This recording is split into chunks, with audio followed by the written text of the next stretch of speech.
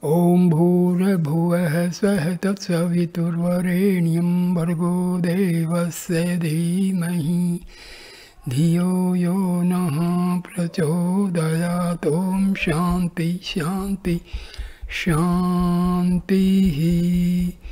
Namaskar, my dear friends.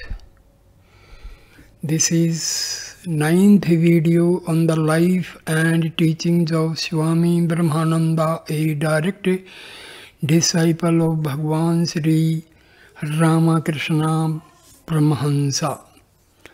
I start the video with a question by disciple Maharaj.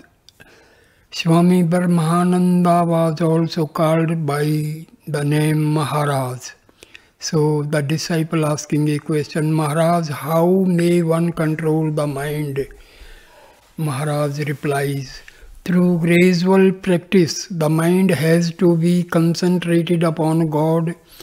Keep a sharp eye on the mind and see that no undesirable thoughts or distractions enter in.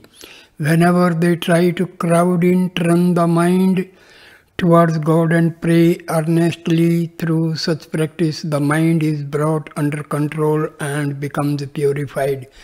When you can feel and know that you are helpless and alone, that you have no other refuge but God, when you feel that you have nothing in life to look forward to, then only will devotion to God arise in you.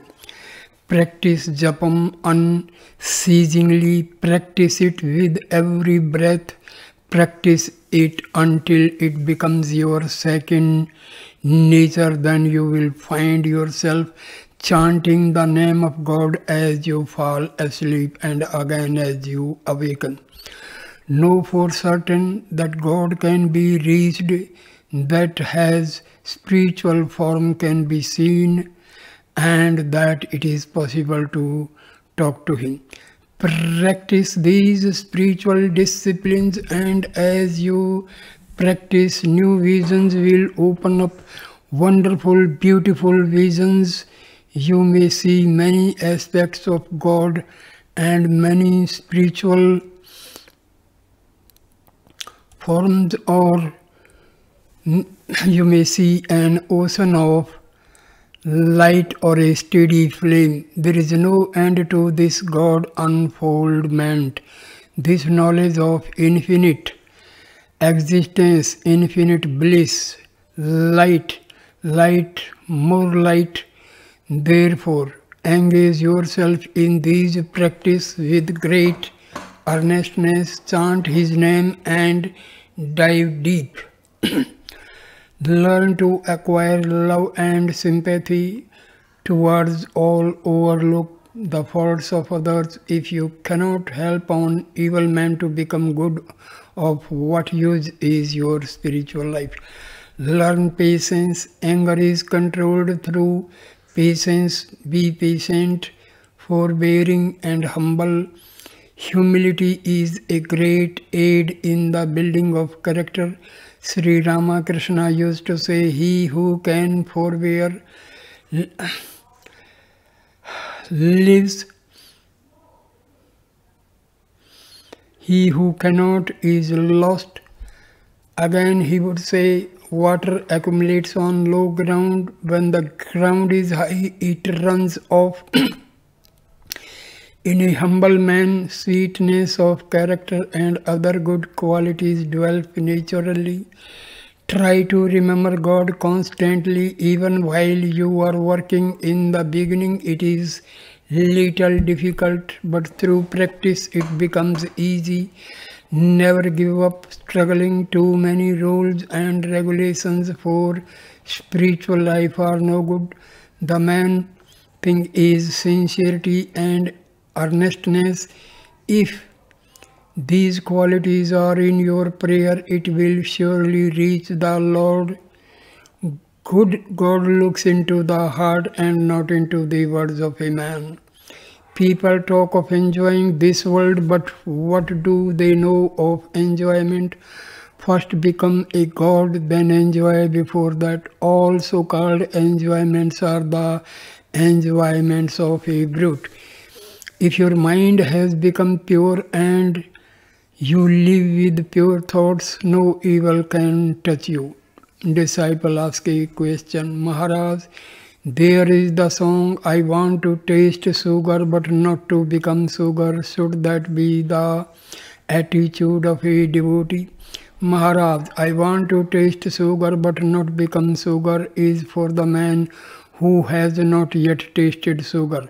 When a devotee begins to taste the sweetness of God, he will desire to achieve oneness with Him. Disciple, are dreams about enlightened man or divine incarnation real? Maharaj, yes, they are real. Dreams about enlightened souls, gods and goddesses and divine incarnations are real experiences. They are actual visitations. Many spiritual truths are revealed to one in dreams. The effect and impression of such dreams remain, but one must not speak of them to anybody. Maharaj, if you wish to do good to the world, you must be perfectly selfless. Worldly people are such that often if you do them good, they in turn will try to harm you.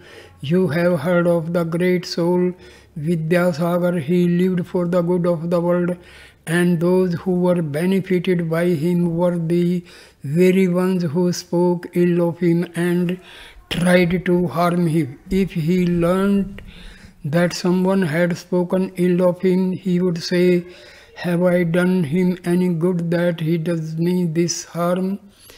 That is the nature of the world, but the truth of the matter is, those who are good will do good by their very nature, and those who are wicked will do harm by their very nature. Once a holy man seated on the bank of a river was meditating. Suddenly he saw a scorpion floating on the water.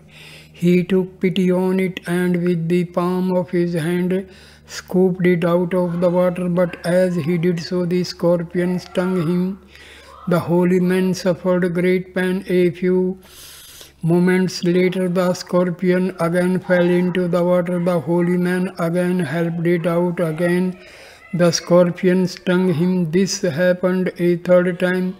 Presently a man who had been watching the whole thing asked, why do you help the scorpion when it stings you again and again? The holy man replied, it is the nature of the scorpion to sting, and it is my nature to help. The scorpion does not give up its nature. Why should I give up mine? The mind moves upwards or downwards. Jealousy, selfishness, desire for enjoyment, laziness, etc. determine its downward motion. Faith, devotion to God, love, sympathy, etc. determine its upward motion. Maharaj, the chanting of the name of the Lord purifies both the body and the mind. Have intense faith in the power of God's name and meditate on Him. If you chant His name, all your bonds will be broken and you will become fearless. You will find minor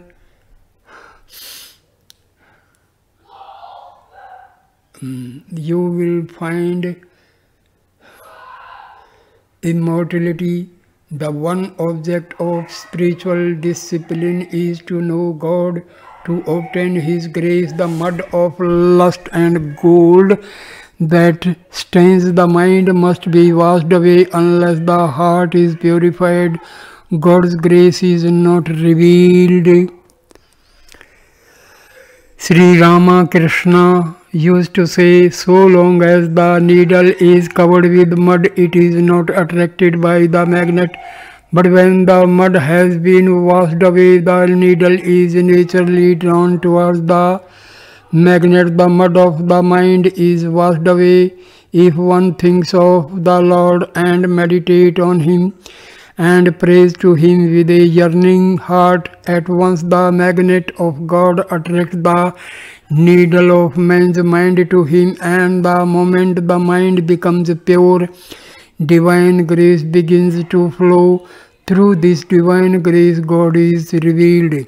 Sri Ramakrishna used to use the illustration of the policeman's bull's eye lantern with its, and the policeman can see everyone, yet himself remains hidden. If anyone wants to see the policeman, he must ask him to turn the light upon himself. So it is with God's grace. God is the light of knowledge, and in order to obtain his grace and see him, you must pray earnestly to him to turn that light upon himself. Then only can you see him. As long as a man desires the things of the world, it is not possible for him to have any earnest desire to know God. As long as a child is absorbed in his toys, he forgets his mother. But as soon as he tires of them, he cries for her and is not happy till he sees her. Similarly, when a man tires of the playthings of the world, his heart yearns for God, and he struggles with all his mind and will to find him. The desire to live a pure and holy life does not come easily, but know this for a certainty: the grace of God is upon all those in whom this desire is awakened. In the world, man receives repeated blows, he suffers much, and yet the desire to walk the path of God does not enter into his heart. He knows fully well that every time he puts his hand in the fire it will burn, yet still he does it. Not only so, he uses every inducement to encourage others to do the same, and regards that man crazy who desists. Whenever a young boy decides to live a pure life dedicated to God, it is almost certain that his parents and friends will do everything in their power to obstruct his path. If he should stay, no one cares, but if he tries to find God, everything is done to discourage him. Such is Maya. Can man know God by himself? Can the intellect grasp him? Surrender yourself to him, love him, yearn for him, seek refuge in him, he be mad for him. The one purpose of life is to know God, learn to be absorbed in him. Activity is not the goal. Work without attachment is only a means to absorption in God. Meditate and dive deep. As you dive deep, you will know that God alone is real and that everything else is unreal. When through spiritual practices a little awakening comes, do not mistake that for the goal. Do not stop. Move onward, light, more light, go deeper and deeper. You must see him face to face and talk to him. Enough of study and argument. Now gather the forces of your mind and direct them towards God, and God only. Plunge into the ocean of bliss. Do not sacrifice eternal joy for the sake of ephemeral pleasure. Worldly pleasures will seem insipid when once you taste the divine bliss. You see many attractive sense objects before your eyes now, but where will they be when your eyes close in death? These objects of enjoyment lead a man from darkness to greater darkness.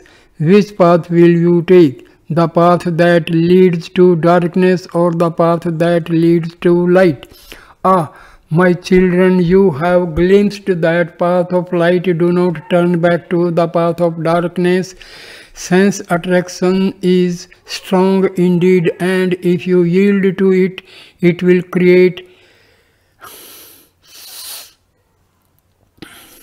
indelible impressions of evil in your mind, and before you are aware of it, the mind will drag you down and down.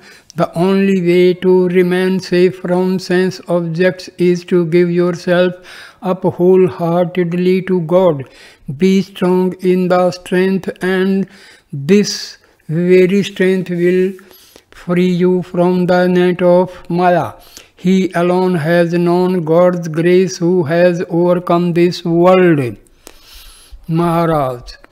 The same instructions for spiritual disciplines do not apply to all. The Guru studies the temperament and tendencies of the individual and instructs him accordingly. Beyond a few general rules, no individual can be told in the presence of another what particular path he should follow. I have seen in the case of Sri Ramakrishna how he would take each disciple aside and privately instruct him according to his needs and temperament. If you should want to ask your Guru any question regarding your spiritual practices, you should do so in private. However, I will give you a few instructions which can be followed by all. First, have faith in God. Know that He is. Be firmly convinced that to realize Him is the only purpose of life. By knowing Him, man reaches eternal life and infinite happiness, and all the problems of his life are solved. Next, practice continence. Without perfect chastity, no one can hold fast to high spiritual ideals. To nourish the body, mind and brain, and to secure their fullest development, continence is essential. In a chaste man, a special spiritual nerve is developed with its and his memory, his capacity for spiritual understanding, and his faith in God increase. He is able to experience spiritual truths which he beyond the reach of the senses. That is the reason why religious teachers stress the ideal of chastity. Thirdly, control the appetite. Take only that food which is nourishing and easily digested. Avoid food that excites or produces lethargy. Eat very little after sunset. The brain must be kept cool in order to meditate. Eat only to keep the body healthy. Health is essential in the practice of spiritual disciplines. Do not make a show of your spiritual practices. When you meditate, meditate in secret. The most suitable hours for prayer and contemplation are those at the junction of day and night and at midnight. Daytime has many distractions. At night, nature takes on a quiet aspect, so that night time is best for the practice of contemplation. At dead of night, the mind becomes absorbed in God with very little effort. Sri Ramakrishna never spent the night in sleep, nor would he allow his disciples to sleep long. When others had gone to bed and all was quiet, he would awaken them, give them definite instructions, and send them to the Panchavati or the temple to meditate. There they would spend the whole night in prayer as directed, and during the day they would rest. In this way, Sri Ramakrishna took them through their various spiritual exercises. He would often say, there are three classes of people who keep awake at night: yogis, bhogis, seekers of enjoyment, and rogis, people who are sick. You are all yogis, you should never sleep at night. You are young, strive hard to taste the divine bliss. When once you have enjoyed happiness in God, where else will you go? Maharaj. The moment you become absorbed in the contemplation of God, You will experience unbounded joy. Days and nights will pass away in the blissful consciousness of God. Do not speak of your spiritual moods and experiences to anyone, least of all to those of a worldly nature.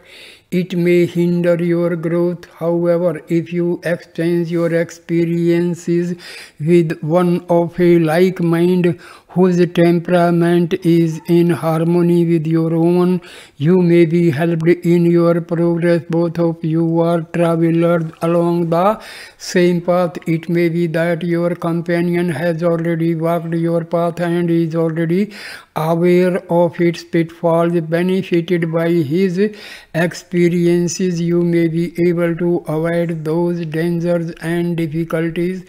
Do you know why you should seek the society of holy men? Their experiences are a great help to a spiritual aspirant. When you visit a strange place, if you have the help of a reliable guide, you will quickly see all that is worth seeing there. Also, he will save you from the dangers and difficulties into which a stranger is likely to fall.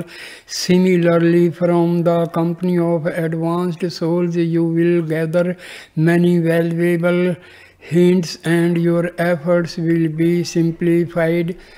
Thus, life may end at any moment. No one knows when. Equip yourself for the journey with spiritual treasures. To arrive empty-handed at an unknown place involves much suffering and sorrow. Birth is inevitable, followed by death. At death you go to an unknown place, so you must prepare yourself for the journey. Always be ready for the great call. Here you have every opportunity to grow spiritually. Struggle now to reach reality. Hold on to the pillar. Have tremendous faith in yourself. Say to yourself, I can know God. With this faith, forge ahead and you will reach Him. Then your life will be blessed.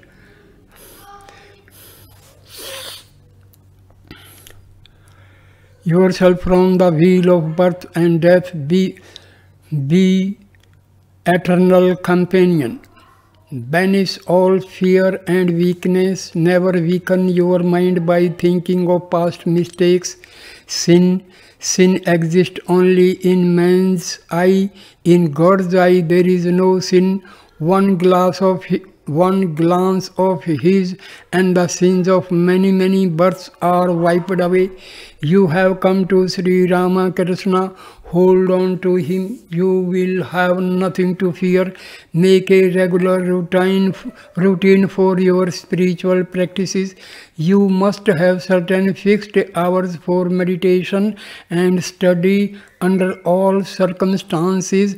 Follow this routine devotedly. Steadfastness is very important. Without it, no success is possible. By steadfastness alone, the mind becomes absorbed in God. Unless absorption is achieved, freedom from the temptation of the world is not possible. Lust, anger, delusion, these are strong foes. Be strong in the strength of God and escape from this net of Maya. Follow your routine. The mind may rebel at first, but do not yield. Then gradually you will find yourselves masters of your own minds.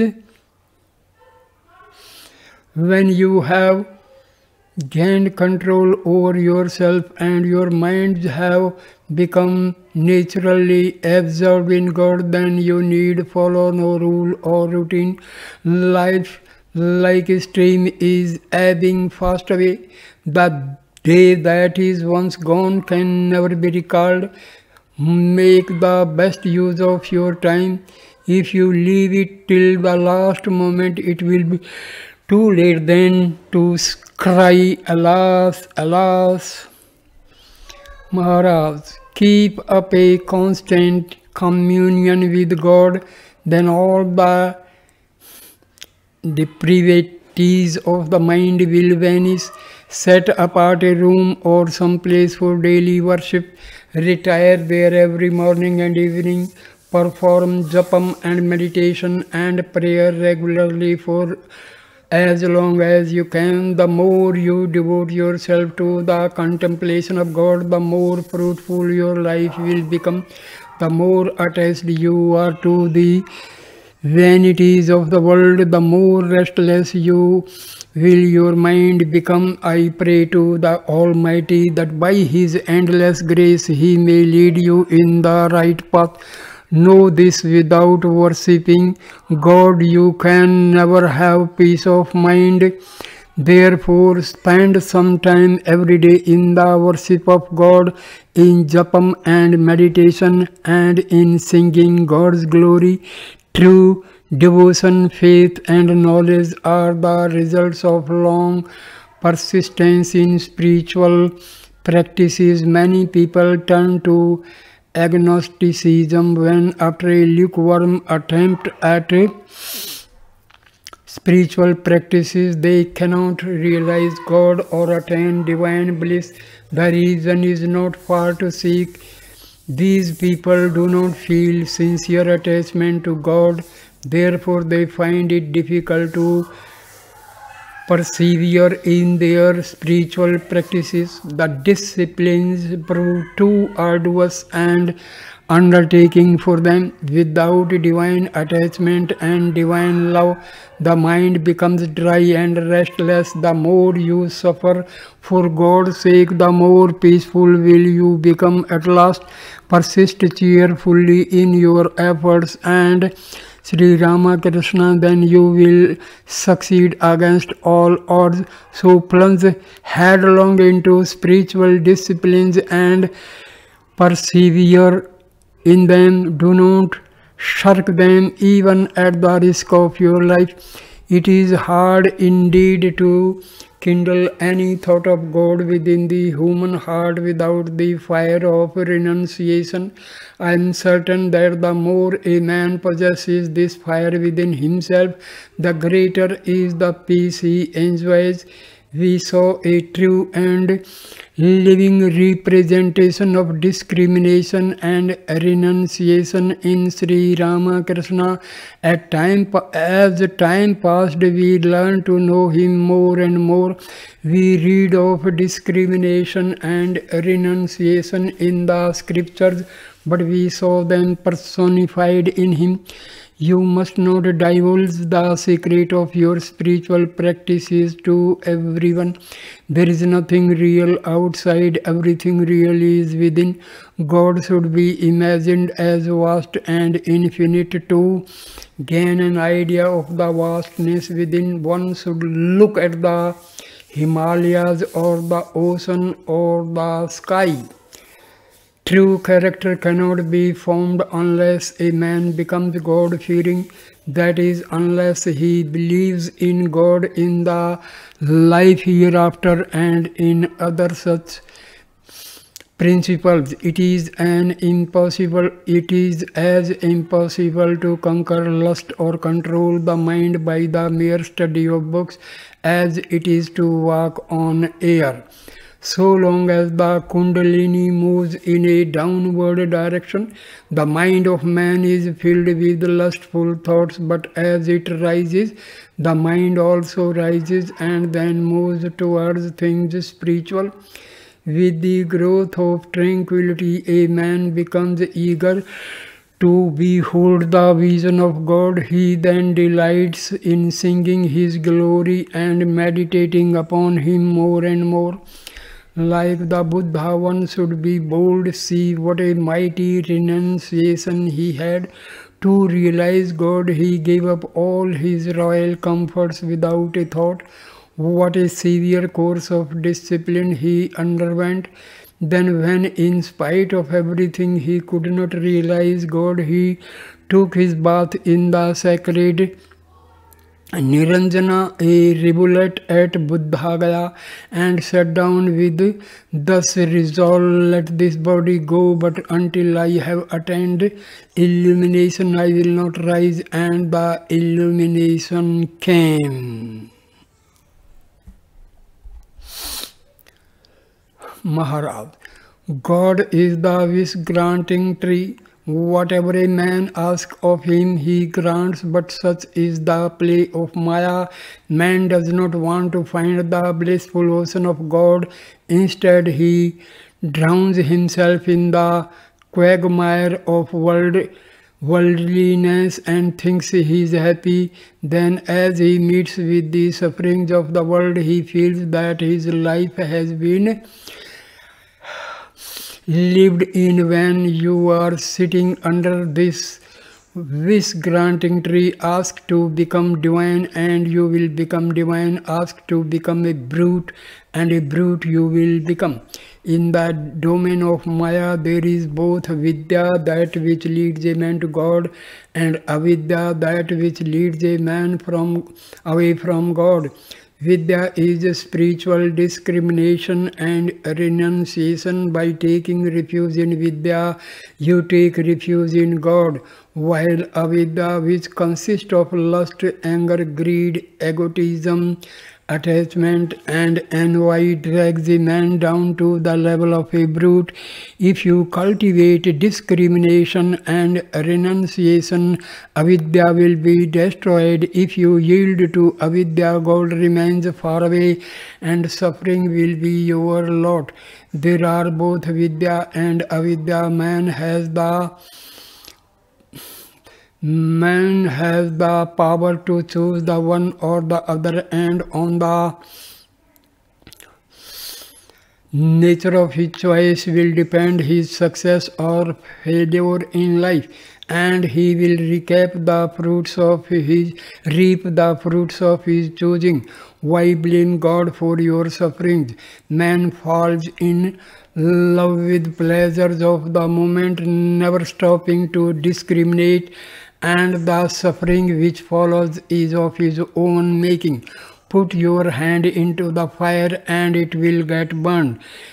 Is that the fault of the fire? Sri Ramakrishna used to say, the lamp gives light to all. By its light one may read the scriptures and another may forge a check. Is that the fault of the lamp? My master used to say, there is a peculiar breeze called the Malaya breeze. When the breeze blows, it touches all trees. By its touch, some trees having a certain substance in them are transformed into sandal trees, while the others lacking that substance remain the same. So also there are two classes of men. As soon as those of the one class come into the presence of holy men and hear their teachings, they are awakened, they realize the evanescence of the world and become eager to find God and to solve the mysteries of life and death. They at once devote themselves to the practice of spiritual disciplines. Such men are sure to reach enlightenment. Then there is the other class. Even though you may hold high spiritual ideals before them, they do not respond. They think they will live forever and that the world cannot get along without them. They also imagine it is sheer foolishness to give up the pleasures of the world for the sake of the unknown. Thus they remain sunken in darkness. There is the path of the good and the path of the pleasant. One leads to everlasting peace and the other leads to suffering. Choose therefore the path of the good. Time waits for no man. Choose now. Waste not another moment. Try to mold your mind in such a way that it will not think of anything but God. Pray earnestly to Him with all your heart and soul. O Lord, give me understanding, free me from all sense of ego. Teach me to submit to your will, make me your own. Yearn for Him, since you have taken refuge in Sri Ramakrishna. Be certain that you have His grace. Unfortunate indeed is he who, having His grace, fails to recognize it. Do not miss the supreme joy, solve the mysteries of life and death, and become the eternal companion of the Lord. Sri Ramakrishna is the avatar of this age, and he is helping every sincere and earnest aspirant. He is wanting for you. He is waiting for you. Making a little effort, spread the sails of devotion, and the spiritual breeze that is forever blowing will carry you to your goal. Look not back, go forward, make your life blessed by the vision of the Lord.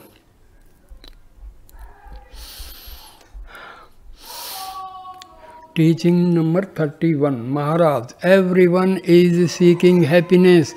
No one wants misery, yet the deluded man ignores God, the source of all happiness, and runs after the worthless toys of life. If you really want happiness, throw away these toys and yearn for God. He will run to you and take you in His arms. Seek the toys of life and you will find them. Seek God and you will find them. Eat the mangoes, do not count the leaves. The sole purpose of life is to reach God. Reach Him first, pray to Him unceasingly. Wake up, plunge into the ocean of nectar, solve the mystery of life and death, and become immortal. God has many names and many forms. He is also without form. It makes no difference by what name or in what form you worship Him, but worship Him. Lose yourself in contemplation of Him. If you are sincere in your worship of Him, you will be blessed with His vision. Sri Ramakrishna used to say, sweet bread will taste sweet whatever way you eat it. Have faith and dive deep into the fathomless ocean, and you are sure to find the eternal treasure, the pearl beyond price. Do not lose heart if after a little struggle you fail to find it. The ocean is full of precious pearls, but you may not find them at the first dive. Try patiently to dive deep into meditation. In due course you are certain to receive God's grace. If you wish to meet an important man, you must seek him through his ministers. Similarly, to obtain the Lord's grace, you must seek the help of godly man and undergo many spiritual disciplines. Know that He is dearer than the dearest, and then pray to Him with a yearning heart for His grace and vision. Cry to Him like a child. He cannot resist your tears. Make the mind one-pointed like the mariner's compass. Mariner's compass. In whatever direction the ship may sail, the compass always points to the north, and keep the ship on its course. Keep your mind pointed towards God and your boat will sail smoothly. A man who does this never loses his faith and devotion, even if he is thrown into an evil environment. The moment such a man hears of God, he becomes intoxicated with joy. A piece of flint may be underwater for 1,000 years, but it will still emit sparks if it is taken out and struck. Like a fallen leaf tossed to and fro by the wind, the one-pointed man is content to remain wherever the Lord places him. He has no will or desire of his own. He can live in the world and at the same time dive into the ocean of knowledge and bliss. A pure mind is like a dry matchstick. It ignites the moment you strike it, but try as you will, you cannot light a match that is wet. Similarly, if the mind becomes soiled by worldliness, you will find it extremely difficult to restore it to its former purity.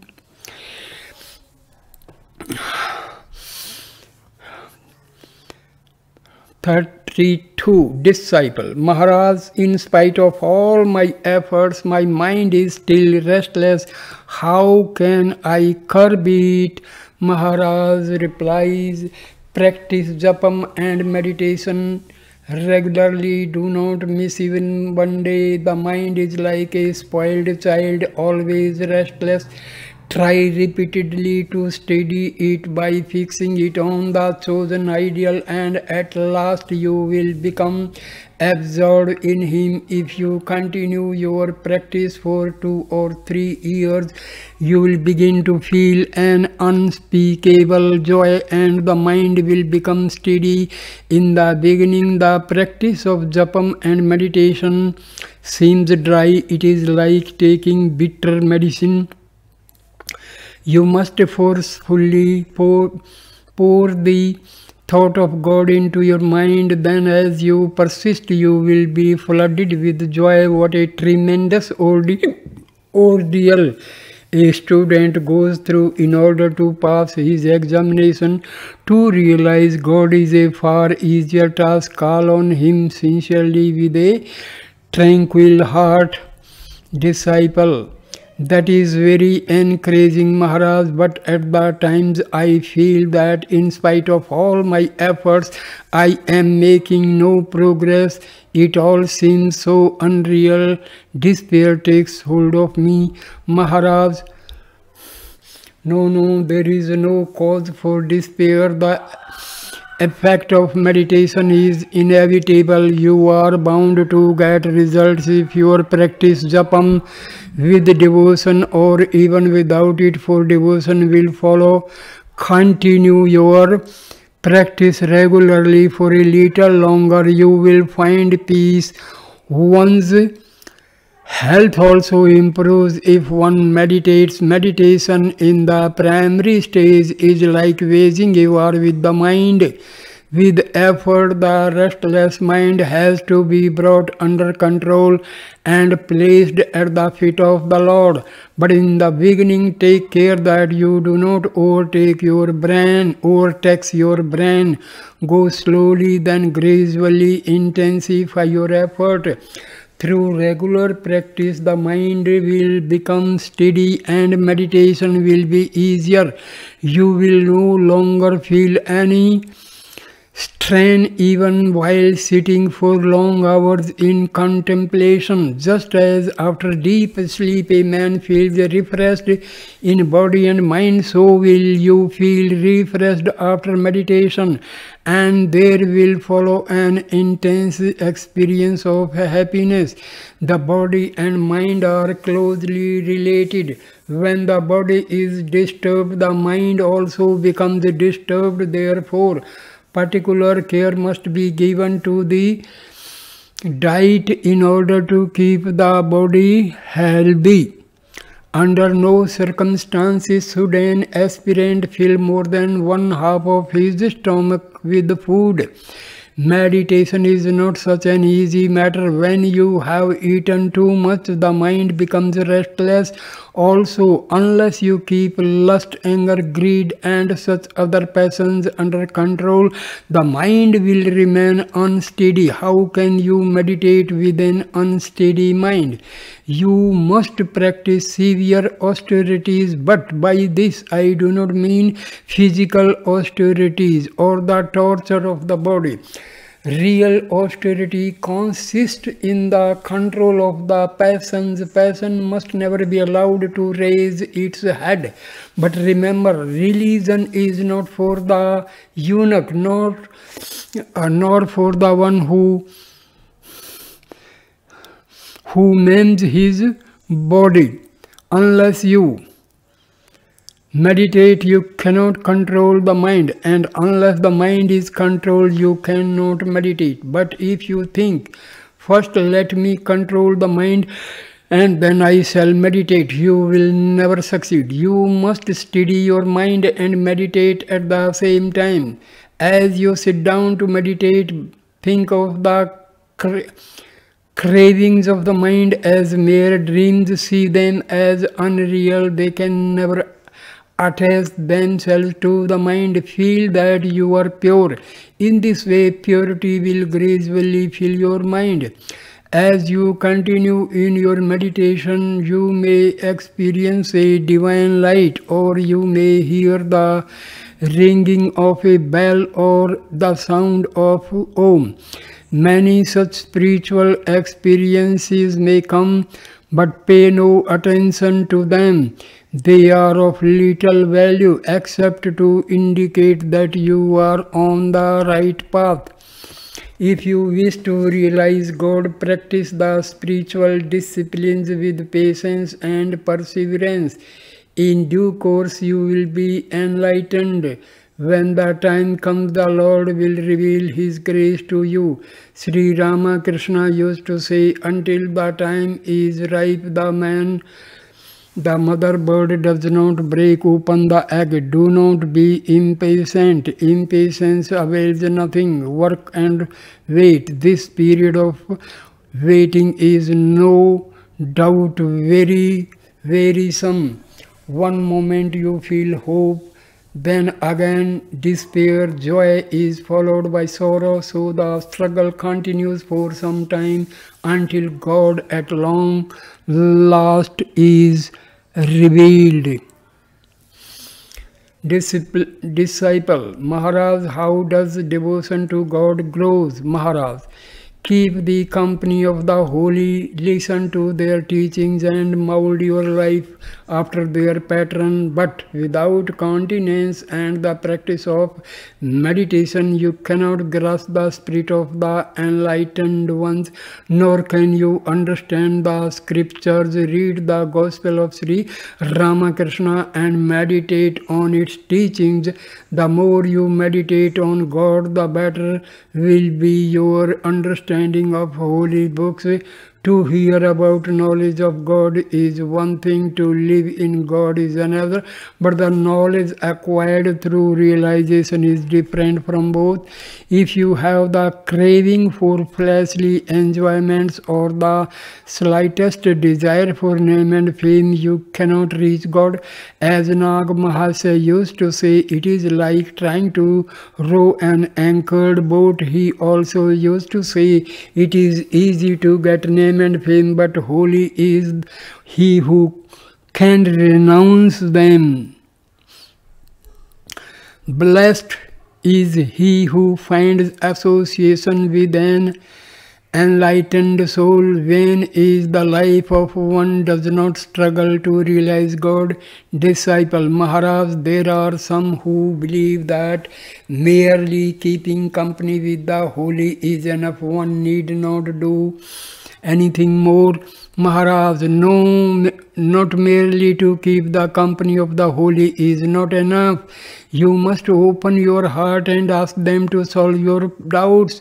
You must carefully observe their lives and imitate their example. It is a lazy man's attitude to think that all one need to do is to associate with the holy. Needless to say, association is also very important. For in their company doubts are removed and pure thoughts are awakened. No scripture or books can create such pure impressions or transform a man's life as much as contact with an enlightened soul disciple. Maharaj Sri Ramakrishna has said that solitude is an aid to spiritual growth. Maharaj replies, yes, that is true, but you should retire into solitude only when you have attained some growth in the spiritual life. To retire from human society before one is ready is unwise. In this world of time, space and causation, it is impossible to find true solitude. True solitude lies beyond the mind and intellect. It is identical with the most tranquil. Therefore, it is better for a beginner to live in the company of a holy man. Disciple, the other day you said that impatience was of no avail, that we should be content to work and wait. Does that mean that we must not yearn to realize God immediately? Maharaj, I must have said that in another connection. Yes, you must yearn to realize Him, but do not be carried away by temporary emotions, nor give expressions to them. To intensify your spiritual emotions, you must hold them within. If you give vent to them, they will exhaust themselves, then dryness may follow.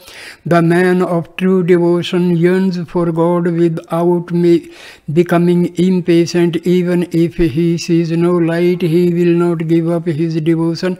Only those who love God, like shopkeepers looking for profit, will give up if their prayers are not answered immediately. So dear friends, I stop this video here. Thank you for listening and watching this video with patience and devotion. Namaskar, my dear friend. Please like, comment and share the video and subscribe the channel. Thanks a lot. Namaskar.